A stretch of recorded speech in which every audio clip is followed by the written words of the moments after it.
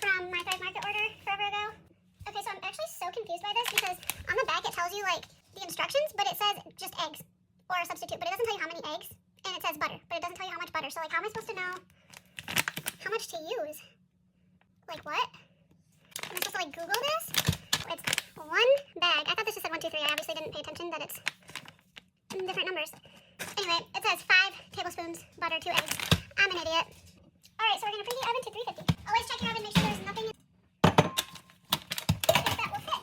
Also, I'm not waiting for the butter to cool. I'm just going to melt it and put it in there. It's not that serious. So, 1 bag of brownie mix into the bowl. I'm gonna put this in a different bowl and throw it in the microwave to melt it.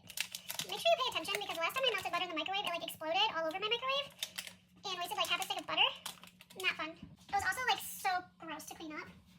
I'm gonna show you how to turn it up a notch, but you do this really full of butter and you dab. This is just my brain all the time. Okay, 5 tablespoons of butter going in. And then it says to mix this in first before adding the eggs, so that's what I will do. It smells really weird, actually.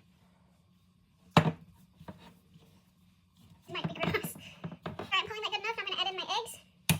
Egg 2. Oh wait, I think I was supposed to add those one at a time too. Yeah, I was, but whatever.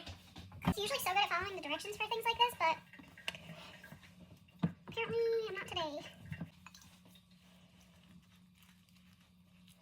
Alright, this looks pretty well combined. I'm gonna go ahead and add chocolate chips to it because I always feel like adding chocolate chips to brownies just makes them better in every kind of way. Usually I would prefer dark chocolate chips, but Zach doesn't like dark chocolate, weirdo. So I just have milk chocolate chips that I'm putting in. And then a little hack. I always keep a roll of Scotch tape in my kitchen, so then for like little bags like this, when I don't have a jar to put them in, you just roll it up like a bag of chips, and then use a piece of Scotch tape to keep it closed. I happen to have a brownie pan, so I'm going to use that, but it calls for just a 8x8 square pan. Make sure to spray your pans.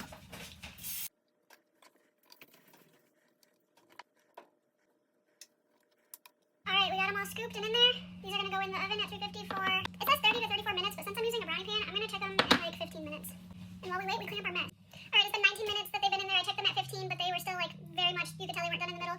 So now I'm going to grab a couple toothpicks and check them. It's like mostly clean. So I think I'm going to pull them and let them finish cooking outside of the oven. This is what they look like before cooling off. I'm going to let them cool for a little bit and then we'll try one. They're not fully cooled off yet, but they're cool enough that I can pull it out of the pan. So this isn't great lighting. Hang on. Okay, this is better lighting. Here we go. Let's give it a taste test. That's really good. For being a healthier brownie, like I would eat them again. They definitely get like the chocolatey craving. So definitely the right move to add chocolate chips. That's always the right move.